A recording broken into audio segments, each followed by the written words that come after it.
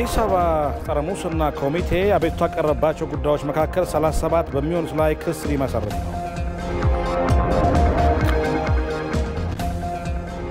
የብልጽግና ፓርቲ ወጣቶች ሊግ አክሊሉ ታደሰን የሊጉ ፕሬዝዳንት አድርጎ መረጠ።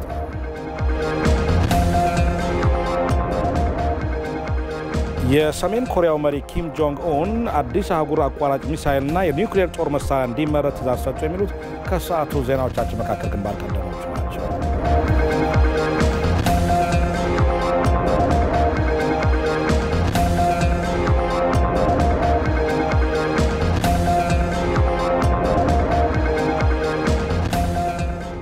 ጤና ይስጥልን ተመልካቾቻችን፣ እንደምን አምሽታችኋል? ይህ የኢትዮጵያ ቴሌቪዥን ነው። 2 ሰዓት ሆኗል። የሰዓቱን ዜና እነሆ። መሰለ ገብረውት ነኝ። ተመልካቾቻችን፣ በአዳማ ከተማ እየተካሄደ የሚገኘው የብልጽግና ወጣቶች ሊግ በአሁኑ ሰዓት በመጠናቀቅ ላይ ይገኛል። ስብሰባውን የተከታተለ የሚገኘው ሪፖርተራችን አሸናፊ እንዳለም ወደ በኋላ ላይ ተጨማሪ ዘገባ ይዞልን የሚቀርብ ይሆናል። አብራችሁ እንድትቆዩ እንጋብዛለን። የአዲስ አበባ ጸረ ሙስና ኮሚቴ 64 አቤቱታዎች መካከል 37 በሚሆኑት ላይ ክስ ለመመስረት እየተዘጋጀ መሆኑን አስታወቀ። እስካሁን 127 የሚሆኑ ጥቆማዎች ለኮሚቴው ቀርበዋል። ህብረተሰቡ የተለያዩ ጥቆማዎችን ለጸረ ሙስና ኮሚቴው እንዲያደርስ በ11ዱም ክፍለ ከተሞች የጥቆማ መስጫ አዘጋጅቷል። ህብረተሰቡ ጥቆማ መስጠቱን አጠናክሮ እንዲቀጥልም የጸረ ሙስና ኮሚቴው ጥሪ አቅርበዋል። እንደ ሪፖርተራችን ወንደሰን አፈወርቅ ዘገባ የጸረ ሙስና ትግሉን ውጤታማ ለማድረግ ከነዚህ አማራጮች በተጨማሪ በ9977 ነፃ የስልክ መስመርም ማንኛውም ጥቆማ ማድረስ እንደሚቻል ታውቋል።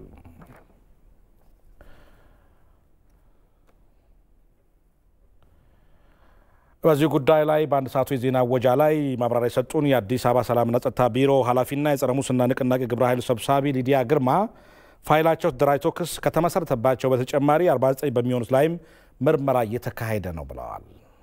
49 የሚሆኑ አቤቱታዎችን ለህግና ምርመራ ኮሚቴ ተመርቶ የህግና ምርመራ ኮሚቴ በእነዚህ በቀሪዎቹ ጉዳዮች ላይ በቂ ምርመራ እያደረገ ያለበት ሂደት ነው ያለው። እንግዲህ አሁን ባለው ደረጃ ኮሚቴው ከተዋቀረ ጀምሮ እየተሰሩ ያሉ ስራዎች እጅግ የተሻሉና የሚያበረታቱ ናቸው። በቀጣይም ደግሞ ከተማው ላይ ያለውን የጸረ ሙስና ትግል የማህበረሰቡ ሁሉን አቀፍ ተሳትፎ ከታከለበት ደግሞ ኮሚቴው ከዚህ በላቀ የትግሉን በተሻለ የማቀጣጠል ሂደት ላይ ትኩረት አድርጎ ይሰራል ማለት ነው። የከተማው ነዋሪ ከመቼውም ጊዜ በላይ ንቁ ተሳትፎ እንዲያደርግ ነው ጥሪ ያቀረቡት የኮሚቴው ሰብሳቢ። ሙስና ትግል የመንግስት ብቻ ታግሎ ውጤት ሊያመጣበት የሚችል አይደለም። ተግባሩም የሚፈጸመው ማህበረሰቡ ጋር እንደመሆኑ መጠን ማህበረሰቡ ከምን ጊዜም በላይ በዚህ ጉዳይ ላይ እጁን አስገብቶ ከመንግስት ጎን ሊቆም ይገባል። በተለይ በከተማችን ላይ የሚስተዋሉ የሌብነትና የብልሹ አሰራር ተግባራቶችን ከስር መሰረቱ ሲስተሚክ በሆነ አግባብ እንዲፈቱና ማንኛውም ግልጋሎት ያለምንም እጅ መንሻ እንዲፈጸም ከማድረግ አንጻር የከተማችን ነዋሪ ጉልህ ሚና አለውና በተለይ አሁን የተፈጠረውን የኮሚቴ በመጠቀም በ9977 የነፃ መስመር ስልካችን ማናቸውንም ጥቆማዎችን በመስጠት እንዲሁም ደግሞ በ11ዱም ክፍለ ከተሞች ላይ ማስቀመጥናቸው የጥቆማ ሳጥኖች ላይ ማንኛውንም ከብልሹ አሰራርና ከሌብነት ጋር በተያያዙ ያሉ ጉዳዮችን ጥቆማ በመስጠት የከተማችን ነዋሪ በእነዚህ ሁሉ የጥቆማ መስጫ ተቋማትና ቦታዎች ላይ ጥቆማውን በመስጠት የኃላፊነት ስሜት በመሰማት የዜግነት ግዴታውን ሁሉም ሊወጣ ይገባል የሚል ማሳሰቢያ ነው ያለኝ። ይህ በእንዲህ እንዳለ ሙስናና ብልሹ አሰራርን የመከላከሉ ስራ ህዝባዊ መሰረት እንዲይዝ ማህበራዊ ተቋማት በስነ ምግባር ግንባታ ላይ በስፋት መስራት እንደሚገባቸው የተለያዩ ክልሎች የህግ ባለሙያዎች ገለጹ። በሙስና ወንጀል ላይ ከሚተላለፍ ጥፋተኝነት ውሳኔ እኩል በኩል በሀብት ማስመለስ ረገድ የህግ የበላይነትን ማረጋገጥ የፍትህ አካላት ትኩረት ሊሰጡት እንደሚገባም አመላክተዋል። ሪፖርተራችን ሚካኤል ገዙ ከባለሙያዎቹ ጋር ቆይታ አድርገዋል። ተካተን እንመለስ። በኢትዮጵያ የሚስተዋለውን የሙስና ችግር ለመከላከል በመደበኛነት ከሚደረገው ጥረት ባለፈ በቅርቡ ብሔራዊ የጸረ ሙስና ኮሚቴ ተቋቁሞ ወደ ስራ መግባቱ የሚታወስ ነው። በዚህ ዙሪያ የኢትዮጵያ ቴሌቪዥን ከአማራ ክልል ፍትህ ቢሮ የሙስና ወንጀል አቃቤ ሕግ አቶ መናላ ሞኜ ከጋምቤላ ክልል ፍትህ ቢሮ አቃቤ ሕግ ፀሐይ በፍቃዱና ከኦሮሚያ ክልል ጠቅላይ አቃቤ ሕግ ቢሮ አቃቤ ሕግ ነብይ ቡሎ ጋር ቆይታ አድርጓል። በሀገር አቀፍ ደረጃ በተጀመረው ሙስናን የመከላከል ስራ ፍትህን ከማስፈን ጎን ለጎን የስነ ምግባር ግንባታ ላይ መስራት እንደሚያስፈልግ ገልጸዋል። የእምነት ተቋማቶችን መጠቀም አለብን። እንደዚህም ደግሞ የህብረተሰብ ሲቪል ማህበራቶችንም በንቅናቄ ውስጥ ማሳተፍ አለብን። እንደዚህም ደግሞ የመንግስት መስሪያ ቤት አንድ ሁለት ወይም ጠቅላይ አቃቤ ሕግ ጸረ ሙስና ኮሚሽን የምንለው ሳይሆን መንግስታዊ መስሪያ ቤቱ በአጠቃላይ ንቅናቄ ውስጥ ገብተው ይህንን ንቅናቄ በአግባቡ በመምራት የጸረ ሙስና ትግሉን ውጤታማ ማድረግ ይቻላል እንጂ በአንድ ተቋም ወይንም በወንጀል በመመርመር በመክሰስ ብቻ ውጤታማ መሆን አይቻልም። ህብረተሰቡ ጋር ብዙ ነገሮች አሉ። ከባለሙያው ይልቅ ህብረተሰቡ ጋር ነው ያለው ብዙ ነገር። ስለዚህ መንግስት ወርዶ ከህብረተሰቡ ጋር ወይ ማስተማር ወይ በተለያየ ነገር አዌርነስ መስጠት ይችላል መንግስት። ይሄ ክፍተት ስላለ ይመስለኛል አሁን የብሔራዊ ጸረ ሙስና ራሱ መቋቋሙ ትልቁ ኮሚሽን መቋቋሙ ድንገት ይሄን መልስ ይሰጣል ብዬ ገምታለሁ። በሙስና ወንጀል ላይ ከሚተላለፍ የጥፋተኝነት ውሳኔ እኩል በሀብት ማስመለስ ረገድ የህግ የበላይነትን ማረጋገጥ የፍትህ አካላት ትኩረት መሆን እንዳለበትም በባለሙያዎቹ ተመላክቷል። የህግ ማዕቀፉ በሙስና የተገኘ የሙስና ውጤት ወይ ማካካሻ ራሱ ጉዳት በደረሰበት ሰዓት የዛ ጉዳት አድራሺው ንጹህ ሀብቱም እንኳን ከዛ በፊት ያፈራውን ቢሆን ማካካሻውን ማስወረስ ይቻላል። ትልቁ ችግራችን ሀብቱን እንዴት እንከታተል፣ እንዴት እናገኘው፣ የታደረሰ ፎሎ ዘመን ያን ንብረት መከታተል ላይ ችግር አለ። ይሄ ደግሞ አንዱ ክፍተት ነው። ከስራ ባህሪ ክፍተት አንዱ የስለሆነ ባለሙያዎች ይሄንን ተገንዝበው እነኚህን ክፍተቶች ዘግተው ምርመራ በሚያካሂዱበት ጎን ለጎን የወንጀል ተጠያቂነትን ሲያመጡ የንብረቱንም ደግሞ ማስመለስን ሂደት አብሮ ጎን ለጎን ማመርመር አለባቸው።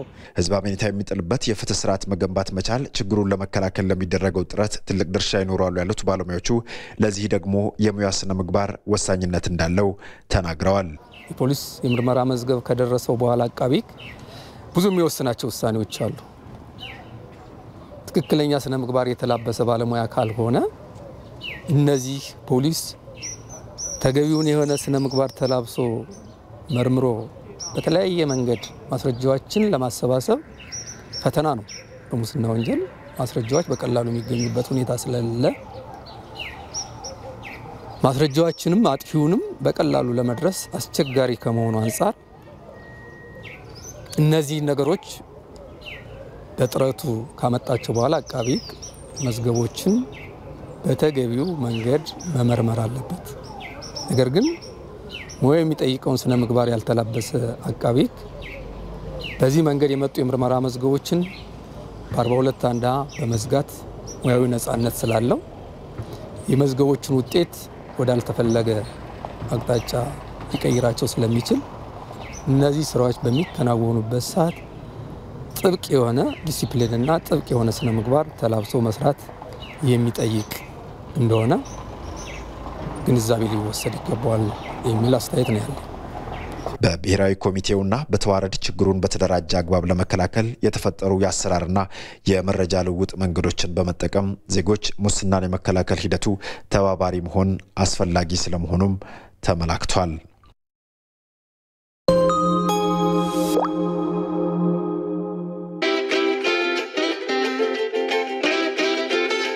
ከዓለም እኩል እየተራመድን ነው። ለስራ ወይም ለመዝናናት ከከተማ ወጣ ሲሉ የሆቴል ክፍል ፍለጋ መንከራተት ቀረ። የኢትዮጵያ ንግድ ባንክ ከኤግል ላይንስ ጋር በመተባበር ባሉበት ሆነው በተለያዩ አማራጮች የሆቴል ክፍሎን የሚይዙበት አገልግሎት አቀረበልዎ።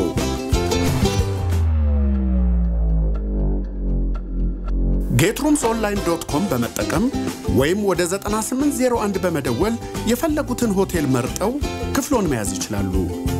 ከፈለጉ የጌትሩምስ ሞባይል መተግበሪያን ከአፕ ስቶር ወይም ፕሌይ ስቶር አውርደው በመጠቀም በመላው ሀገሪቱ ከተሞች ውስጥ ከሚገኙ ከ250 በላይ ከባለ 2 እስከ ባለ 5 ኮከብ ሆቴሎች፣ ሪዞርቶች፣ አፓርትመንቶች፣ ጌስት ሃውሶችን እንደ አቅሙ እንደ ምርጫው አማርጠው ክፍሎን መያዝ ይችላሉ።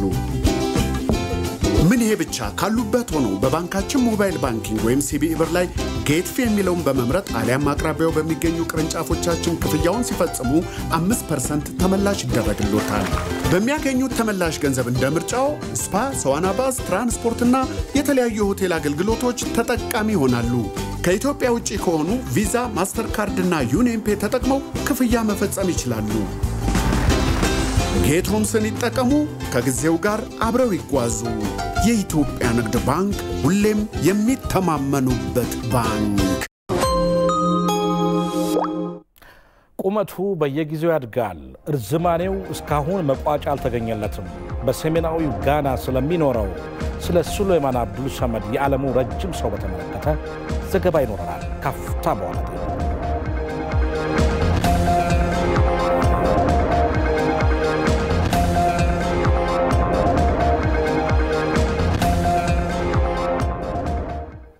ተመልካቾቻችን ዜናዎቻችን ይቀጥላሉ። የብልጽግና ፓርቲ ወጣቶች ሊግ አክሊሉ ታደሰን የሊጉ ፕሬዝዳንት አድርጎ መርጧል። ሊጉ ባካሄደው ስብሰባ አክሊሉ ታደሰን ለቀጣዮቹ 2 ዓመት ከ6 ወራት ሊጉን እንዲመራ ነው የመረጠው። በተጨማሪም ፈዲላ ባቢያና አባንግ ኩሙዳን ደግሞ ምክትል ፕሬዝዳንቶች ሆነው ተመርጠዋል።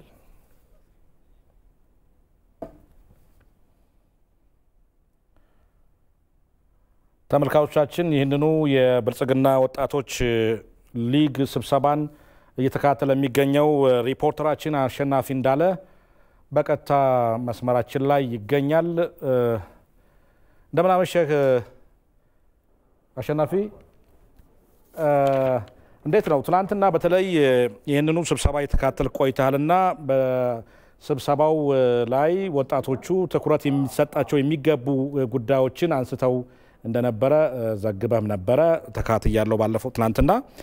ከዚህ አንፃር እንደው በቀጣይ ሊጉ ትኩረት ሊሰጣቸው የሚገቡ ጉዳዮች ምንድናቸው የሚለውን ጉዳይ ምናልባት መረጃ ካለህ አብረህ ብታካትልን። አመሰግናለሁ መሰለ። እንደምን አምሽታችኋል ክቡራን ተመልካቾቻችን። እንግዲህ ቀደም ብለን እንዳልከው በትናንትናው ዕለት የተለያዩ ሀሳቦች ሲቀርቡ ነበረ ከወጣቶች በኩል። በዛሬው ዕለት የተመረጡ ፕሬዝዳንትና ምክትል ፕሬዝዳንቶችም ይሄኛው የቤት ስራ ተጥሎባቸዋል። በተለይ ደግሞ ወጣቶች የሚያነሷቸው ከስራ ዕድል ፈጠራ ጋር ከተጠቃሚነት ጋር ተያይዞ የሚነሱ ጥያቄዎች በቀጣይ ትኩረት ሊደረግባቸው የሚገቡ ዋነኛ ጉዳዮች ነው። እነዛ ላይ እንግዲህ ትኩረት ሰጥተው መስራት የግድ ይጠበቅባቸዋል ማለት ነው። እስኪ በነዚህ በተለይ በቀጣይ በሚደረጉ አቅጣጫዎች ላይ ሀሳብ እንዲሰጠን በዛሬው ዕለት ፕሬዝዳንት ሆኖ የተመረጠውን በእርግጥ ከዚህ ቀደም የሊጉ ምክትል ፕሬዝዳንት ነበር አክሊሉ ታደሰን ጋብዣለሁ። አክሊሉ እንግዲህ በዋነኛነት ከዚህ ቀደም ይነሱ የነበሩ የተለያዩ ጥያቄዎች አሉ ወጣቶች የሚያነሷቸው። እነሱን ጥያቄዎች በመመለስ ረገድ በቀጣይ ምን አይነት የቤት ስራዎች አሉባችሁ? በተለይ ደግሞ ከሊጉም ውጪ ያሉ ኢትዮጵያዊ ወጣቶችን ባሳተፈ መልኩ ምን አይነት ስራዎችን ለመስራት ተዘጋጅታችኋል? በመጀመሪያ ደረጃ እጅግ አድርጌ አመሰግናለሁ። እንዳነሳኸው የሊጋችን በዚህኛው ጉባኤ አንዱ ብሬክ ስሩ ያደረገው ከዚህ ቀደም የሊጉ አባላት የፓርቲው አባላት የሆኑ ወጣቶችን ብቻ ጉዳይ የሚመለከት ነበረ። በአሁኑ ህገ ደንባችን አዲሱ የተሻሻለው ጉዳይ በጋራ ጉዳዮች ላይ የወጣቶች የጋራ በሆኑ ጉዳዮች የጋራ የኢትዮጵያን ወጣቶች በሆኑ ጉዳይ ላይ የሚታገልበት የህግ ማዕቀፍ ጸድቋል በዚህኛው ጉባኤ ማለት ነው። ስለዚህ ምንም እንኳን የፖለቲካ ያመለካከት ልዩነት ቢኖርም በጋራ በሆኑ ጉዳዮች ላይ በኢትዮጵያ አንድነት ላይ በኢኮኖሚክ ተጠቃሚነት በወጣቶች ላይ በበጎ ፈቃድ ላይ በስብዕና ግንባታዎች የጋራ በሆኑ ጉዳዮች ላይ በጋራ የሚሰራበት ፕላትፎርም የጸደቀበት ጉባኤ ነው ይሄ ጉባኤ። ስለዚህ ከዚህ ጋር ተያይዞ የኢትዮጵያን ወጣቶች አንዱና ትልቁ ጥያቄ ኢኮኖሚ ተጠቃሚነት እንደሆነ ይታወቃል። ይሄ ሊግ ደግሞ የመሪው ፓርቲ የወጣት ክንፍ ነው እንደሚታወቀው። ስለዚህ መሪ ፓርቲ የወጣት ክንፍ እንደመሆናችን መጠን ከፖሊሲ ጀምሮ የወጣቶችን ተጠቃሚነት የሚያረጋግጡ ጉዳዮች አተገባበር የሚመለከተው የግድ የሚለው ትልቅ የወጣት አደረጃጀት ነው ማለት ነው። ስለዚህ በጉባኤያችን በጥልቀት ውይይት ከተደረገባቸው ጉዳዮች መካከል አንዱ ነው እና አዳዲስ እና ኢኖቬቲቭ የሆኑ የወጣቶችን የስራ ዕድል ተጠቃሚነትና በአጠቃላይ የኢኮኖሚ ተጠቃሚነት ርዕሰ ጉዳይ ማሻሻል የሚችሉ አዳዲስ ሀሳቦች ውይይት ተደርጎበታል። ውይይት ተደርጎበታል ብቻ ሳይሆን ከፖሊሲ ማቀፎቻችን ጀምሮ አተገባበሩን ይሄንን የሚመለከታቸው የመንግስት ተቋማት በየዕለቱ የሚፈጽሟቸውን እንቅስቃሴዎች በአግባቡ ክሮስ ቼክ እያደረጉ እየታገሉ የወጣቱን ተጠቃሚነት የሚያሰፉ ጉዳዮች በጉባኤያችን አቅጣጫ ተቀምጧል ማለት ነው። ስለዚህ አፈጻጸም ላይ ያሉ ችግሮችን እንከታተላለን። አዳዲስ የሌሎች ሀገራትም ልምድ ቀርቧል። እዚህ በተለይ በርካታ ወጣት ያላቸው ትልልቅ ግዙፍ ሀገራትም ልምድ ቀርቧል። የነ ቻይና፣ የነ ህንድ፣ ናይጄሪያ፣ ደቡብ አፍሪካ እንዴት ነው ወጣቶቻቸውን ስራ እድል የሚፈጥሩት የሚል የኤዥያም ከአፍሪካ ሀገራትም የአንዳንድ ሀገራትን ልምድ ቀርቧል ማለት ነው። ስለዚህ አሁን እየሰራን ካለ ነው በተጨማሪ አዳዲስ መሰራት ያለባቸው ጉዳዮችስ ምንድናቸው፣ እየተሰሩ ባሉ ጉዳዮችም ውስጥ ያሉ ጉድለቶች ምንድናቸው የሚለው በዝርዝር ተገምግሟል ማለት ነው። ስለዚህ በአዳዲስ የስራ አማራጮች በአዳዲስ የኢኮኖሚ ተጠቃሚነት መንገዶች የሚያስጉዝ ውሳኔዎች የተወሰነበት ነው። እሱን ለማስፈጸም ጥረት እናደርጋለን። ይሄ ደግሞ ለመላው ወጣቶች ላይ የሚሰራ የኢኮኖሚ ተጠቃሚነት ስራ ሆኖ ይቀጥላል ማለት ነው። እናመሰግናለን በጣም ክቡራን ተመልካቾቻችን። ጉባኤው አሁንም እንደቀጠለ ነው። በዋነኛነት የማዕከላዊ አባላት እጩዎች እየቀረቡ ናቸው። እንግዲህ በነገው ዕለት ማጠቃለያውን ያደርጋል ተብሎ ይጠበቃል። መሰለ አጠቃላይ ያለው ሁኔታና ድባብ ይህንን ይመስላል። አመሰግናለሁ አሸናፊ ለሰጠው ማብራሪያ። ተመልካቾቻችን የዜና በቀጥታ የሚተላለፍላችሁ ከኢትዮጵያ ቴሌቪዥን ነው። አበይት ዜናዎቹን በድጋሚ እናስታውሳቸው። የአዲስ አበባ ጸረ ሙስና ኮሚቴ አቤቱታ ከቀረበባቸው ጉዳዮች መካከል 37 በሚሆኑት ላይ ክስ ሊመሰርት ነው። የብልጽግና ፓርቲ ወጣቶች ሊግ አክሊሉ ታደሰን የሊጉ ፕሬዝዳንት አድርጎ መረጠ። የሰሜን ኮሪያው መሪ ኪም ጆንግ ኡን አዲስ አህጉር አቋራጭ ሚሳይልና የኒውክሌር ጦር መሳሪያ እንዲመረት ትዕዛዝ ሰጡ።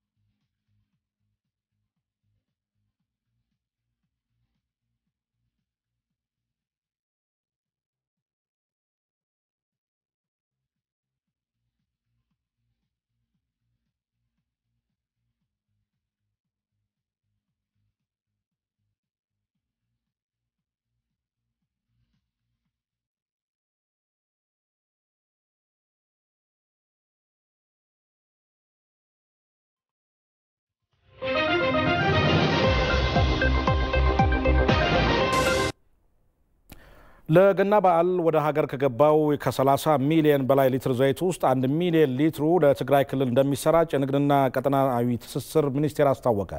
በመጪው የገና በዓል የመሰረታዊ ፍጆታዎች ምርት አቅርቦት እጥረት እንዳይኖር እየሰራ እንደሆነ ተገልጿል።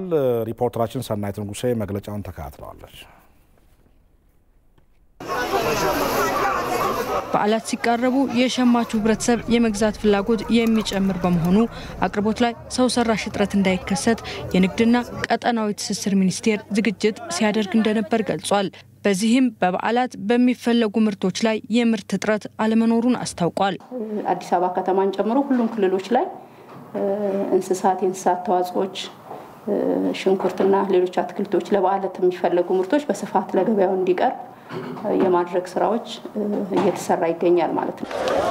በበዓላት በሚፈለጉ ምርቶች ላይ እጥረት እንዳይከሰት በህብረት ስራ ማህበራት በኩል ምርቶች እየቀረቡ ሲሆን በአጠቃላይ ከ161 ሺህ በላይ ኩንታል የግብርና ምርቶች ይቀርባሉ ተብሎ ይጠበቃል።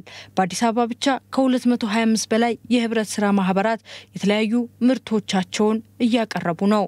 ሽንኩርት ከ15 ብር እስከ 22 ብር ባለው ዋጋ ለመሸጥ ይሄ በአማካኝ ነው እየገለጽኩ ያለሁት። በተመሳሳይ ቲማቲምም እንደዚሁ ከ15 ብር እስከ 13 ብር 23 ብር ባልበለጠ ትልቁ ግብዓት እነዚህ ከመሆናቸው ጋር ተያይዞ ይቀርባል። ከዚህ ውጪ ጤፍ እንደዚሁ በብዛት አዲስ አበባም በክልል ደረጃም አለ እየሸጡ ነው የሚገኙት እስከ በዓሉ ዋዜማ ድረስ በዚሁ አግባብ የሚሸጥ ይሆናል። ስንዴ ዱቄት ከ5000 እስከ 5500 ባለው ድረስ ኩንታሉን እየሸጡ ነው የሚገኙት። እንደዚሁ የእርድ በሬ በስፋት አቅርበዋል። እንቁላል፣ ቅቤ እነዚህን ሁላ ህብረት ስራ ማህበራት በዓሉን አስመልክቶ በስፋት ያቀረቡበት ሁኔታ ነው ያለው። ዘይትን በተመለከተ ለበዓሉ ከገባው 30.3 ሚሊዮን ሊትር ዘይት ውስጥ 1 ሚሊዮን ሊትር ዘይቱ ለትግራይ ክልል የተመደበ መሆኑ ተገልጿል። ዘይት ላይ በመንግስት ድጋፍ የሚቀርብ ዘይት አለ በፋብሪካዎችና በልማት ድርጅቶች። ስለዚህ ከበዓሉ ጋር ተያይዞ ወደ 30.3 ሚሊዮን ሊትር ዘይት ተደልድሏል ለክልሎችና ለከተማ አስተዳደሮች። ከ1 ሚሊዮን በላይ የሚሆነው ትግራይ ክልል ላይ የተመደበ ነው። ባለፉት ወራት አጋጥሞ የነበረው የስኳር እጥረት በፋብሪካዎች ጥገና ምክንያት የነበረ በመሆኑ አሁን ላይ ፋብሪካዎቹ ወደ ስራ በመመለሳቸው በበዓሉ የስኳር እጥረት እንደማይኖርም ተገልጿል። በአዲስ አበባ ከተማ ለዚህ ለበዓል ፍጆታ እንዲሆን ወደ 30,000 ኩንታል በላይ ስርጭት እየተካሄደ ነው ያለው። አብዛኛው በከተማ ያሉ ዩኒየኖች ይህን የስኳር መጠን ወስደው እያሰራጩ እንደሚገኙ መረጃው አለን። የቀሩት ክልሎችም እንደዚሁ በዩኒየኖች አማካይነት ወደ ህዝብ የሚደርስ ሲሆን ምርቱ ዩኒየኖቻቸውን በመላክ የስኳር ምርቱን እየተቀበሉ ይገኛሉ። በቀሩት አጭር ቀናት ወደ ህዝቡ ያደርሳሉ ብለን እንጠብቃለን። ለበዓል የሚሆኑ ምርቶችን በተመጣጣኝ ዋጋ ከህብረት ስራ ማህበራት ጋር ማግኘት እንዲቻል በክልል ከተሞችም ጭምር እየተሰራ ስለመሆኑ ተገልጿል። የገቢዎች ሚኒስቴር ለክልል የታክስ አስተዳደር ከፍተኛ አመራሮች በኢትዮጵያ የታክስ ስርዓት ዙሪያ ስልጠና ሰጥቷል። ስልጠናው የታክስ ፖሊሲና ህጎች በአግባቡ የተገበሩ መሆኑን ለመገምገም ያግዛል ነው የተባለው። መሐመድ አልቃድር ተጨማሪ ዘገባ አለው።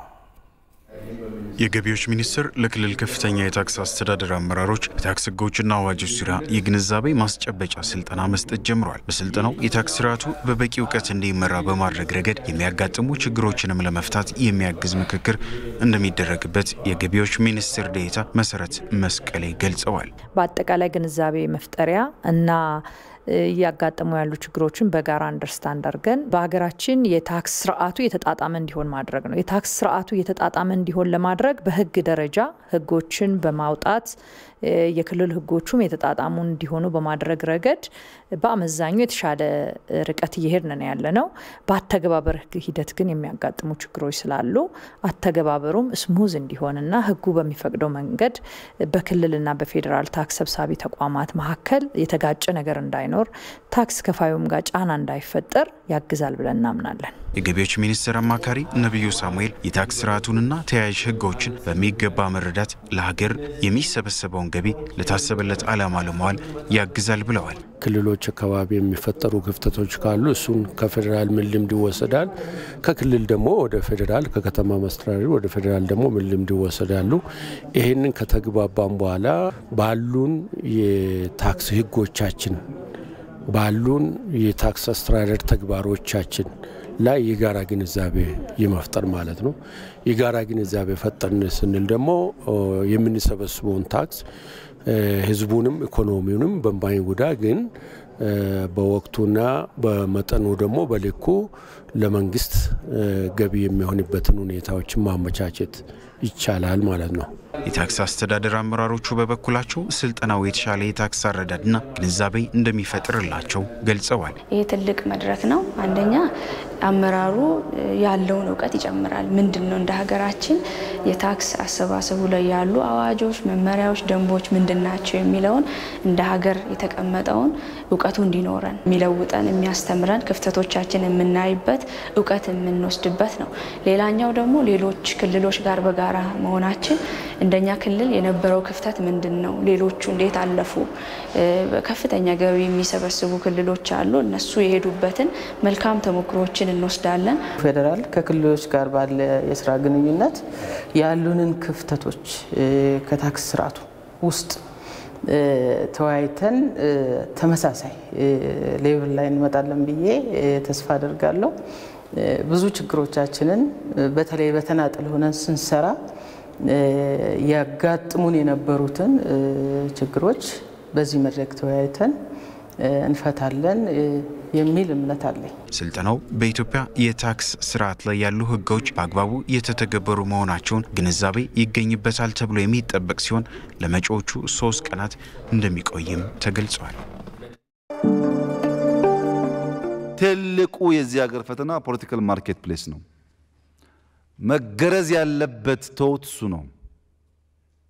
ለብልጽግና ባለን ጉጉትና ስራ ላይ እንቅፋት የሚሆን ፖለቲካል ማርኬት ፕሌስ ባይ ሁክ ኦር ክሩክ መገረዝ አለበት። አደገኛ ስለሆነ ጉዟችንን ስለሚያቆመን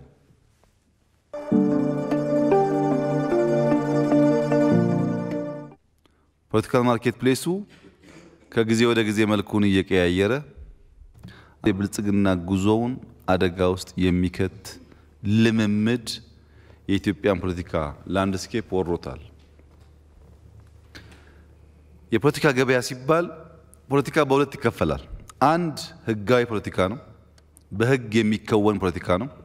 ሁለተኛው በገንዘብ በጥቅም የሚከወን የሚሸቀጥ ፖለቲካ ነው።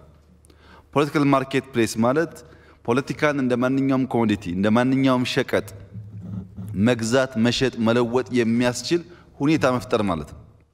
አንዳንዴ ካሽ ሌላ ጊዜ ኢንካይንድ ሊሆን ይችላል። ፖለቲካ የሚሸቀጥበት አውድ ሲኖር ፖለቲካል ማርኬት ፕሌስ ይባላል። ይህም በህግ እና በገንዘብ ይከፈላል። በህግ ሲሆን የሚሰራቸው መልካም የሆኑ ክፉ ነገሮች የህግ ከለላ ያላቸው በህግ አግባብ የሚከወኑ መገመት የሚያስችሉ ሲሆኑ በገንዘብ በሚሆንበት ሰዓት ግን የተለየ ዳይሜንሽን አለው። የዓለም ፖለቲካል መድረክ ቅድም እንዳነሳሁት አደገኛ ነው። አሰራሩ መንቃት ይጠይቃል። ከላይ የምናየው ጽሁፍና ውስጡ አንድ አይደለም። እኛ የምናስበው ብልጽግና ደግሞ ብዙ ሰዎች ያስደነግጣል። ኮንሸስ መሆን አለብን።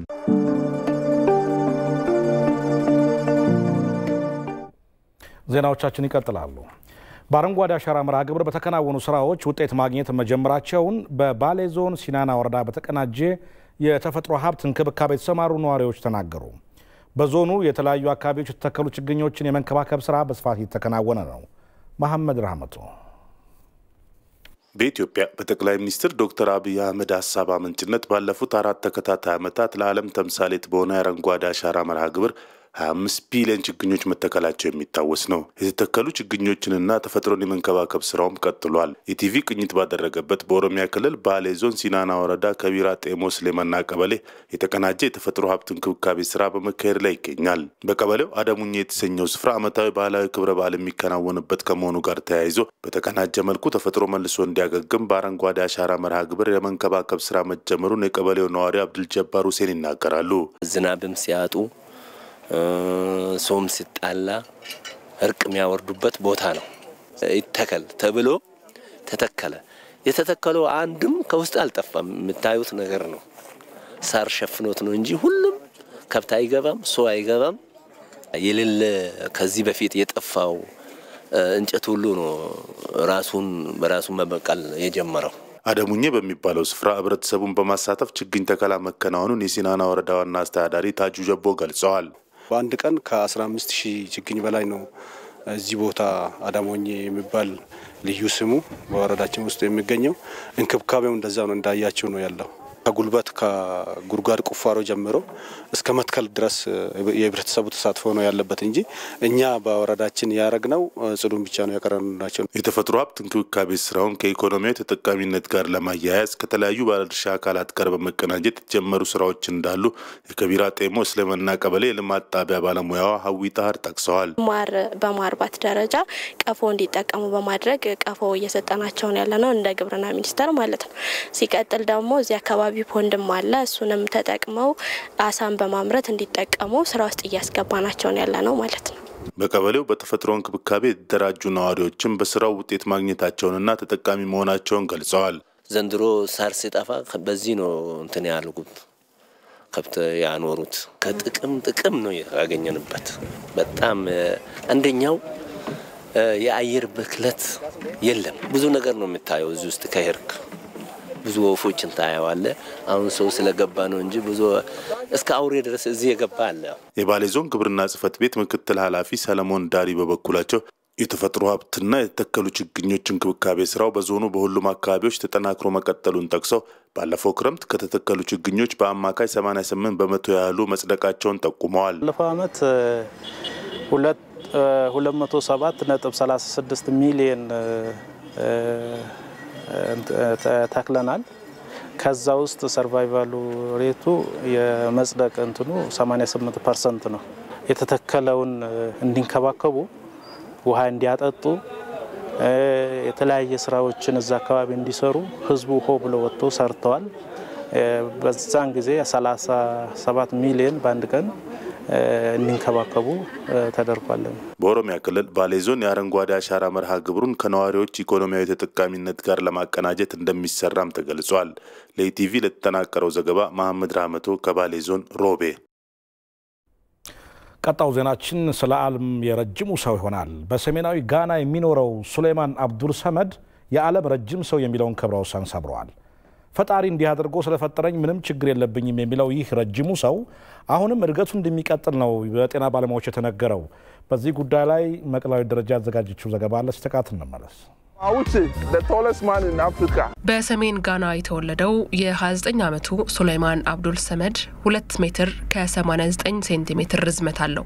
ይህም በዓለሙ ረጅሙ ሰው ተብሎ እንዲመዘገብ አድርጎታል። ከዓመታት በፊት በቁመቱ ምክንያት ያለውን ያልተስተካከለ አካላዊ ቁመና በሕክምና መፍትሄ ለማግኘት በትንሽዬ መንደር ወደምትገኝ ክሊኒክ ይሄዳል። በክሊኒኩ ያገኘችው ነርስም እጅግ ረጅም በመሆነ በክሊኒካችን ካለው መለኪያ በላይ ነህ ስትል ነገረችው። ሱሌማን በርግጥ ምንም አልመሰለውም። በክሊኒኩ የነበሩ ባለሙያዎች ግን እንዲህ ያለ ነገር ያጋጥመናል ብለው ስላላሰቡ ሲደነቁ ነበር። አዊች በሚል ቅጽል ስም የሚታወቀው ረጅሙ ሰው በጋና ከ290 ሺህ በላይ ተናጋሪ ባለው ሀውሳ ቋንቋ ስያሜውን እንዳገኘ ተናግሯል። በአካባቢው ያሉትን አብሮ አደጎቹን ሁሉ በቁመት የበለጠው አዊች በሰፈሩ አንድ የሚበልጠው ግድግዳ ተገኝቶለታል። የዓለም ረጅሙ ሰው በልኩ የሚሆን ጫማ ስለማያገኝ በአካባቢው ካለ የጫማ ባለሙያ ከመኪና ጎማ የተሰራለትን ይጫማል። ሱሌማን የሰውነቱ እድገት የማይቆም በመሆኑ ምላሱም እያደገ በአግባቡ ለመተንፈስ ጭምር እንደተቸገረ ይናገራል። በጊዜ ሂደትም የጀርባ አጥንቱ እየታጠፈ የሚሰሙት የህመም ስሜቶች ጤናማ እንዳልሆነ በማሰብ ሆስፒታሎችን መጎብኘት ከጀመረ ሰንበትበት ብሏል። የህክምና ባለሙያዎችም የሱሌማንን እድገት ለማስቆም የጭንቅላት ቀዶ ጥገና ያስፈልገዋል ብለዋል። የጋና የህብረተሰብ ጤና ጥበቃ የህክምና ኢንሹራንስ ሊሰጥ የሚችለው ለመደበኛ የህክምና አገልግሎት እንጂ ለአንተ አንችልም ብለውታል። ሹፌር ለመሆን ምኞቱ የነበረው ረጅሙ ሰው መንጃ ፍቃድ ለማውጣት ወደ ማሰልጠኛ ተቋማት ለመሄድ ቢያስብም የእግሩ መርዘም ምቾት ስለማይሰጠው ሐሳብ ገብቶታል። ኳስ መጫወት የሚወደው ሱሌማን አብዱል ሰመድ በርዝመቱ የተነሳ አይደለም ኳስ መጫወት አጭር ርቀት መራመድ እንደማይችል ይናገራል። ሰዎች በመንገድ ሲያዩት አብረውት ፎቶ ለመነሳት ይጠይቁታል። እሱም በትህትና በማናገር ፎቶ አብሯቸው ይነሳል። ጎጆ መስርቶ ልጆች ወልዶ መኖር የሚፈልገው አዊች ቅድሚያ ለጤናው መስጠት እንዳሰበም ይናገራል። መለኪያ አጣሁልህ የተባለው ረጅሙ ሰው እኔ እንዲህ እንደሆን ፈጣሪ ስለመረጠ ፈጣሪን ለምን እንዲያደርገ ፈጠርከኝ አልልም የሚል ጽኑ አቋም እንዳለው ቢቢሲ በዘገባው አስፍሯል።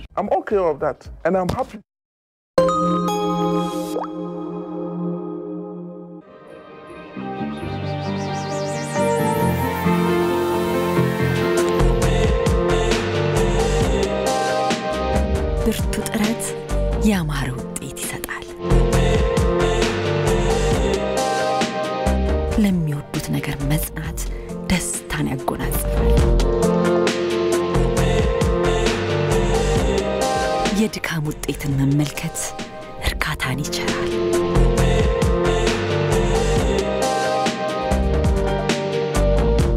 ብሩህ ተስፋን ለሰነቁ ብርታት ሆነናል። ከአንድ ክፍለ ዘመን በላይ ለስኬት ከተጉት ጋር አብረን ቆመናል።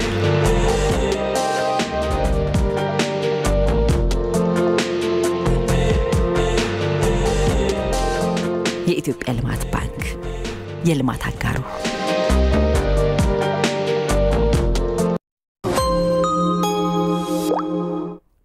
የውጭ ዜና የሰሜን ኮሪያው መሪ ኪም ጆንግ ኡን አዲስ አህጉር አቋራጭ ሚሳይልና የኒውክሌር ጦር መሳሪያ እንዲመረት ትዕዛዝ ሰጡ።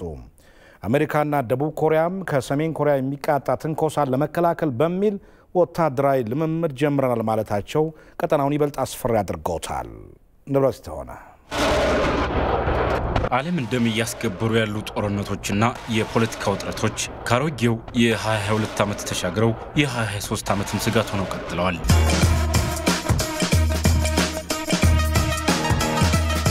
የሩሲያ ዩክሬን ጦርነት ሟቾችን በየሜዳው እየጣለ ብዙዎቹን ተሳዳጅ ማድረግ ከጀመረ እነሆ 10ኛው ወሩን ይዟል። በሩሲያ ዩክሬን ውጊያ ፈተና ውስጥ የገባው ዓለም ሌላ ፈተና፣ ሌላ ስጋት ደግሞ ከወደ ኮሪያ ልሳነ ምድር እየሰማ ነው።